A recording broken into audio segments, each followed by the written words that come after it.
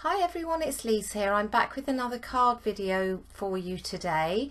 I'm going to be doing some watercolour glazing for my background, but I'm going to run through my supplies with you first, as I normally do.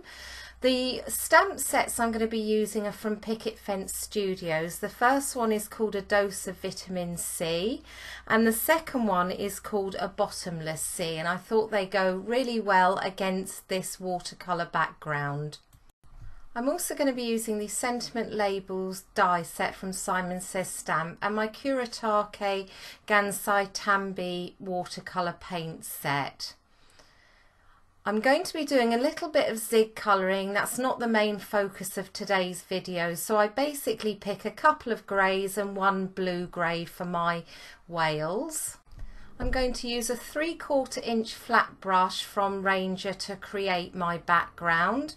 I've got some white embossing powder from Hero Arts. I also use clear as well, some Versamark and some VersaFine ONYX black ink pads, and then my cardstock I use 2 panels of Neenah for my base because this is a 7-inch card, so I'll show you how to put that together with 2 separate panels. I've got some Arches hot pressed watercolour paper which I'm going to be using for the background, some black cardstock from Simon Says Stamp, and then just a couple of scraps of Strathmore Bristol Smooth. So I've taped my panel down to my board and I'm just taking the first paint and I'm painting a wave across the top, and I haven't got any water at all on my panel, so I'm painting straight from the paint palette onto a dry panel and I'm heat setting it in between. It's really important that you dry it completely before you add your next layer.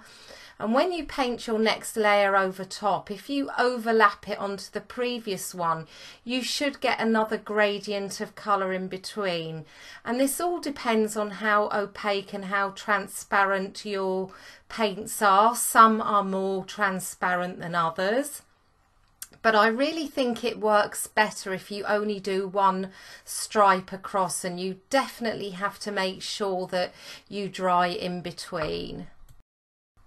What actually seems to happen is that when you actually paint your wave across, once you dry it, it forms a kind of hard edge. So when you put the next layer of paint over, you see that hard edge underneath, and some of it has been more successful than others.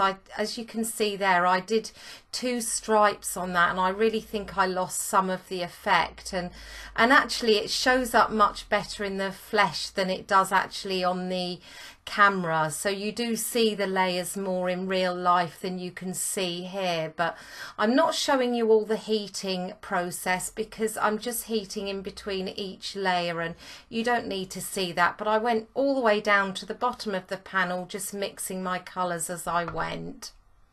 Definitely something I need to keep practicing, but the overall effect is still quite pretty. I've got a couple of scraps here of Strathmore Bristol Smooth cardstock, and I'm stamping the 2 whales using VersaFine ONYX black ink, as that's a waterproof ink, and I'm going to be colouring those with my zigs. And whilst I've got the Misty out, I thought I'd take the opportunity of stamping the bubbles from the other set onto the bottom of my watercoloured panel.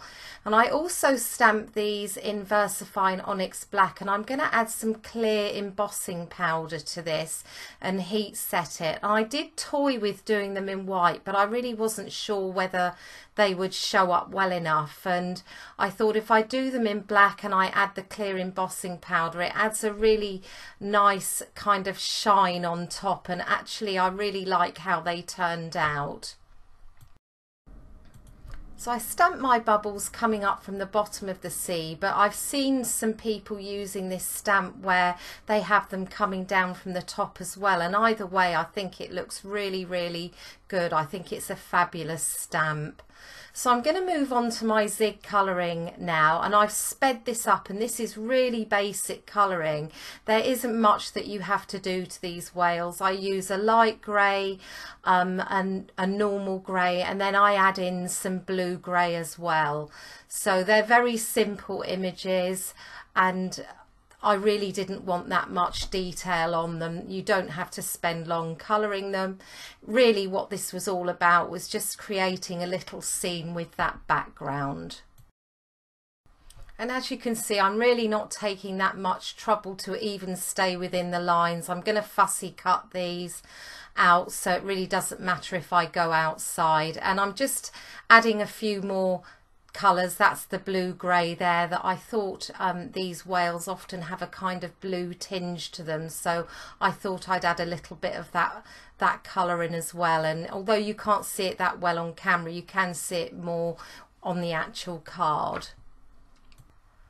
And I just build up the layers slightly using the different greys and the blue grey till I'm happy with it. But as I say, it's really nothing special, the colouring, and I fussy cut them out.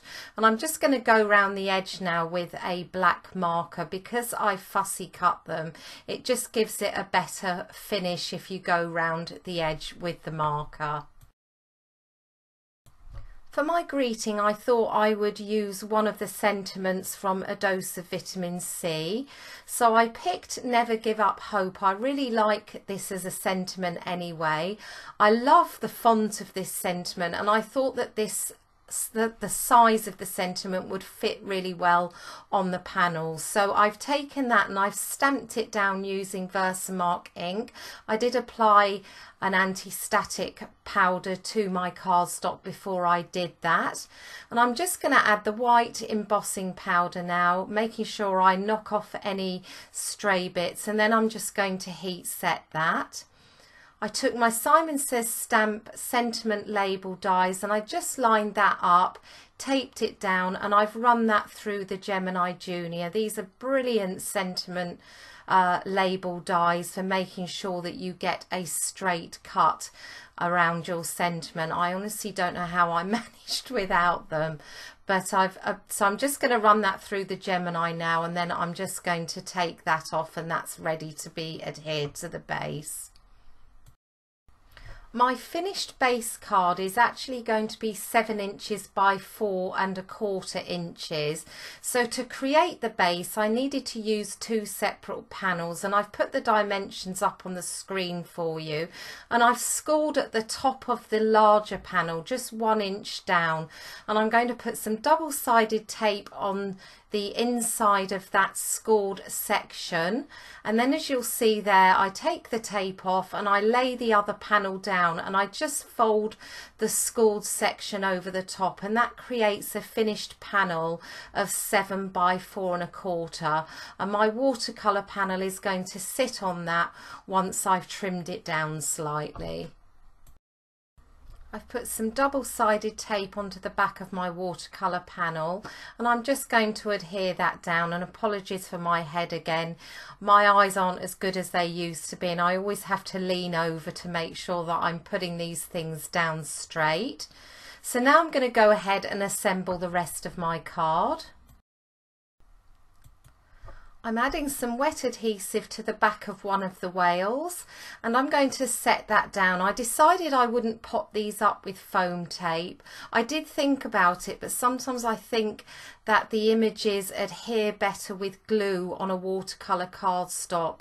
Sometimes they can come off a little bit easier with foam tape. So I used the Studio Katia glue and I've adhered those down, and I do put a block on them just to make sure that they've set properly. So all I need to do now is add my sentiment into the top right hand corner of the card, and I put some foam tape on the back of that, and I decided to pop that up just to add a little bit of dimension. That finishes my card for today. I really hope that you'll give this technique a try, and I hope that you found this tutorial useful. It's definitely something that I need to keep practicing, but I think this size of card as well, this kind of 7 by 4¼ inch, really helps to show all those layers and colours off. And I'm just trying to tilt it slightly there so that you can see the tiny bit of sheen that you get on the bubbles at the bottom. You can just see it there, but it's a really fun extra little touch on the card. I'll have all the items that I've used in the project listed in the description below and over on my blog if you're interested.